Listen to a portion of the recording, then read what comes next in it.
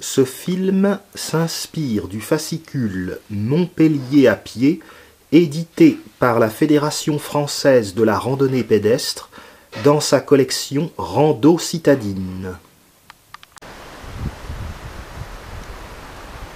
Après la balade du Lez urbain, le circuit numéro 6 nous emmène à la découverte du Lez vert, en périphérie de Montpellier, et nous commençons tout d'abord par le domaine de Méric, où Louis XIII séjourna.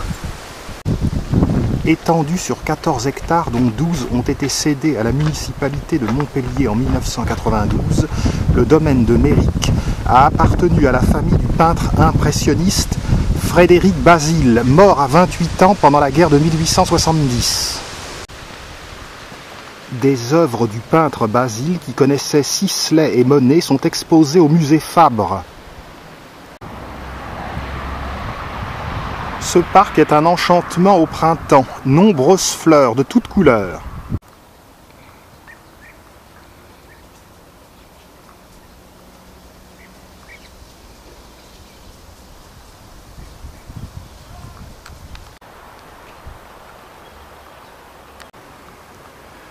Un endroit gracieux où l'on peut venir prendre un bain de soleil ou faire du jogging.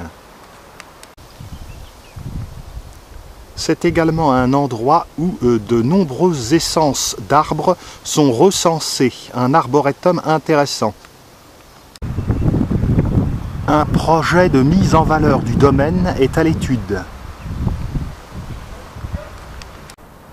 Nombreux coquelicots bleuets, mais également de l'euphorbes. Nous allons nous diriger tranquillement vers la sortie du parc et nous diriger vers le Lez. On aperçoit l'ancien mât de la famille Bazille, mais il n'est pas accessible.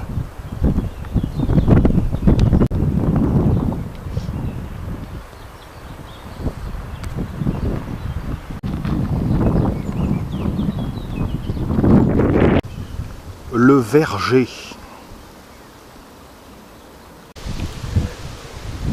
L'espace de jeu.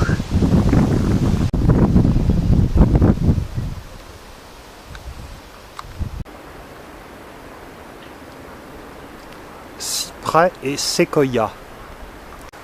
Vers la sortie du domaine de Méric. Nous allons déboucher rue de Ferrand qui suit le Lez.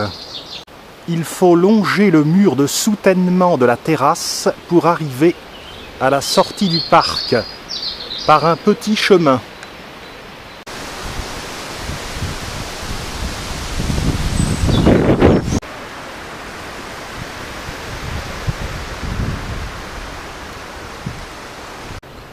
Les cônes.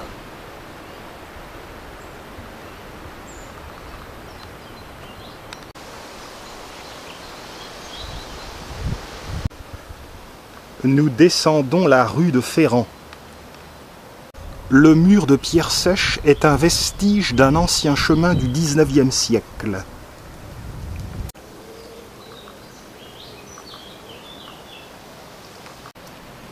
Figuier. Le Lez. Nous arrivons dans un domaine protégé. On continue à suivre la rue du Ferrand. Nous sommes extrêmement près du centre de Montpellier et cependant on se croirait vraiment à la campagne.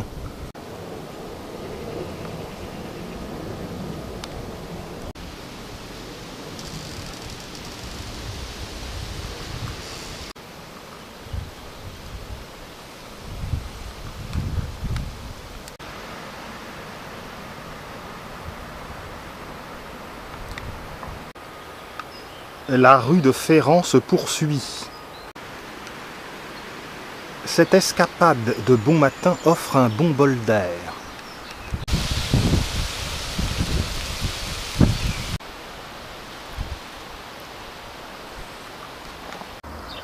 Nous allons arriver au domaine du Lez, domaine préservé.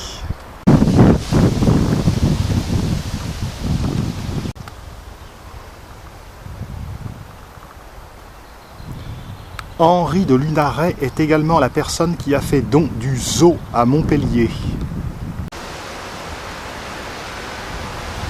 L'entrée de la réserve.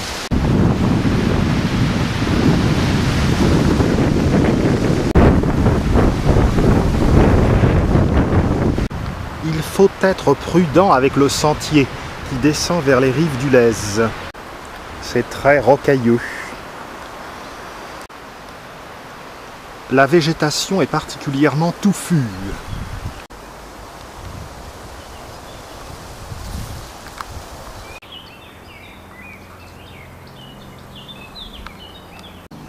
Nous longeons la clôture du zoo de Montpellier.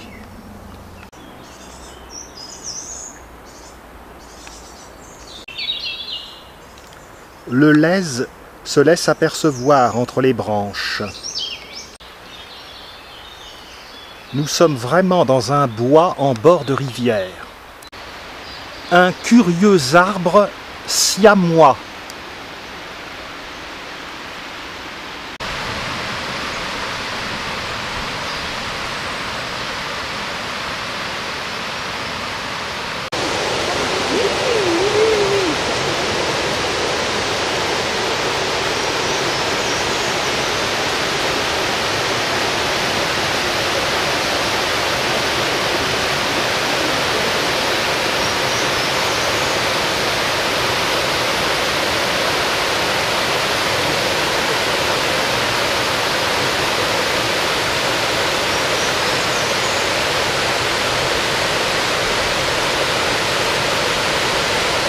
Les curieuses racines de l'arbre ressortent du sol.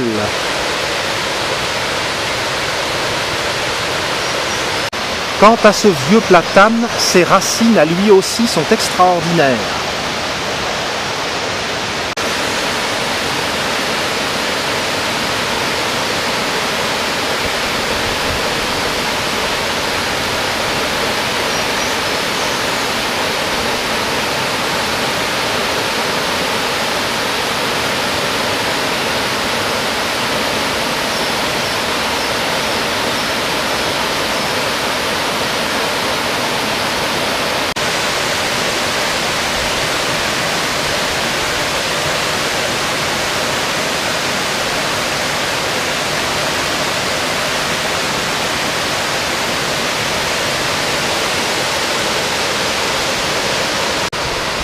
Ce barrage artificiel s'appelle les Pissières.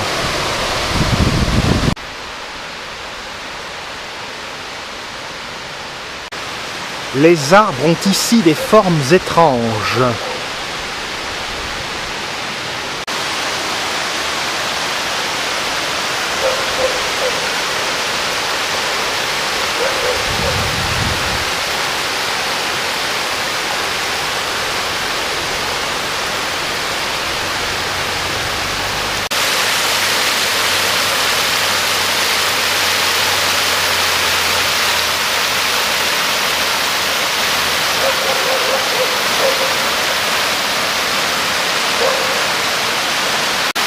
L'endroit reste frais, même pendant les canicules de l'été.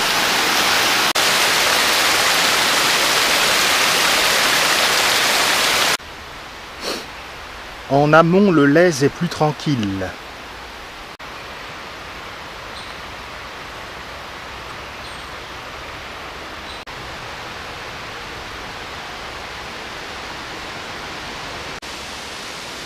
On reprend le chemin.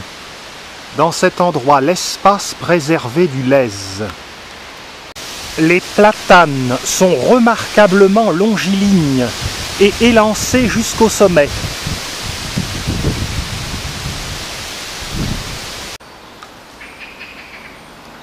Les échappées sur le Lez se multiplient.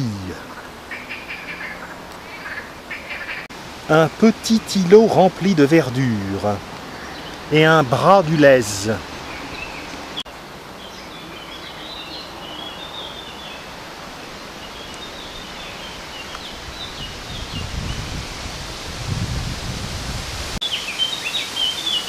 Le sentier sillonne à travers une végétation très dense. L'eau hésite entre le bleu et le vert.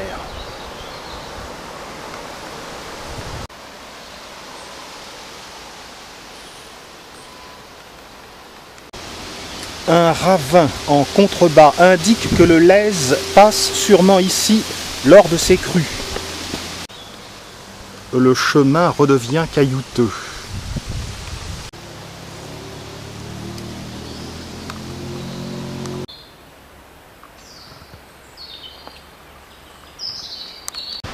Le sentier étroit est en bord de falaise.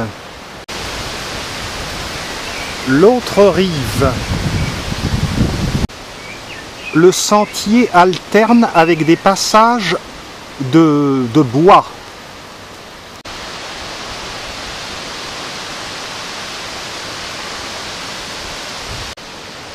Col vert dans son milieu naturel.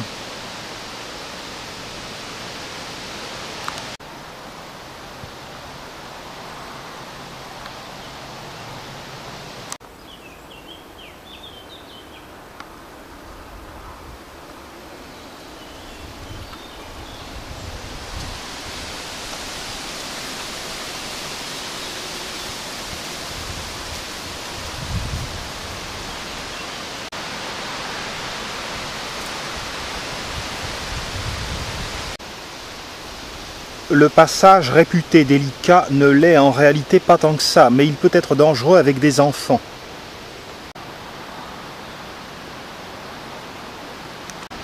Nous sommes au-dessus d'une falaise qui plonge carrément à pic dans le Lèze.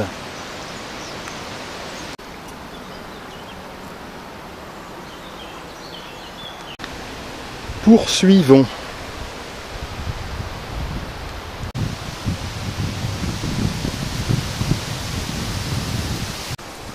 Nous sortons par un portail métallique qui donne sur les champs cultivés du domaine de Lavalette. Les bâtiments agricoles du domaine. Une magnifique allée de platanes sur 300 mètres.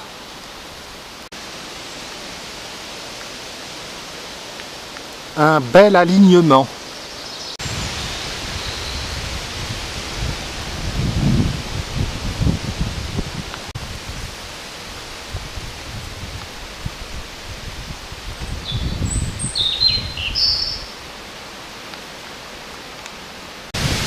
Le domaine de Lavalette.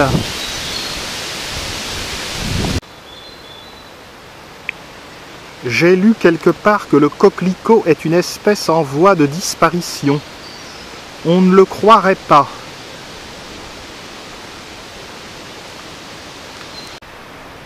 Roseau. Nous poursuivons.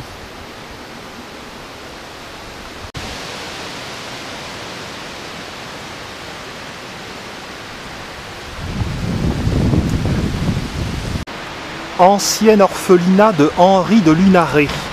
Au début du XXe siècle, il servait de centre d'apprentissage agricole. Derrière le bâtiment se trouve une cascade. L'apport en eau vient du canal du Bas-Rhône, qui permet d'alimenter le Lèze en période de sécheresse.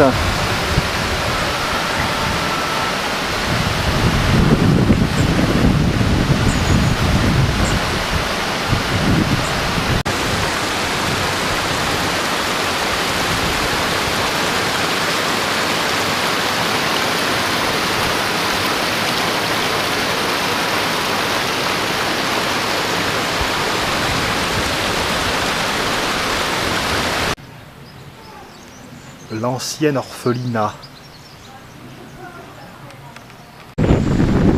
Des magnolias impressionnants se dressent devant l'orphelinat.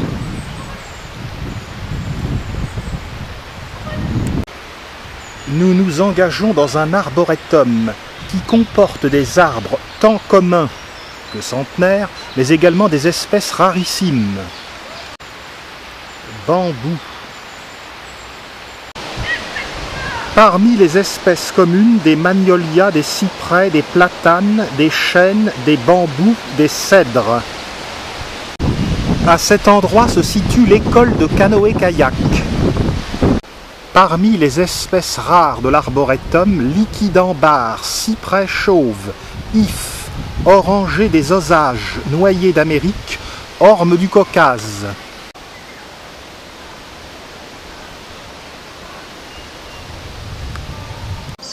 Nombreux randonneurs sur ce circuit. Cet arbre est bien bedonnant.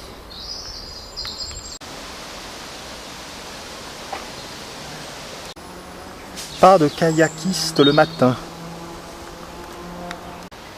Cette piste est on ne peut plus sylvestre. Il y a parfois des impondérables que nous allons enjamber. La randonnée se termine par un bois de chêne. Inutile de dire que l'endroit est très prisé.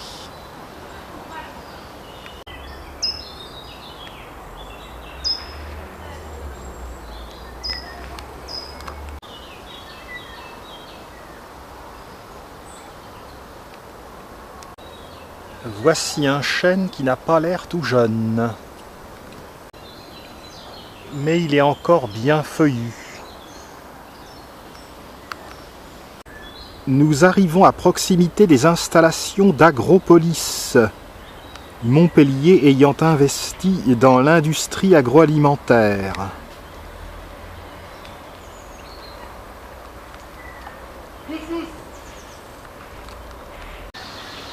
Les bords sont ravinés.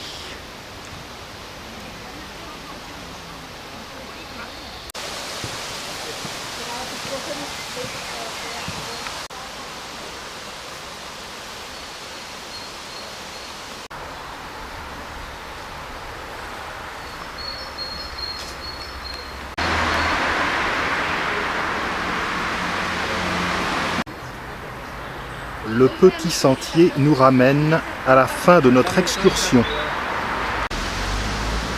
Le centre Agropolis.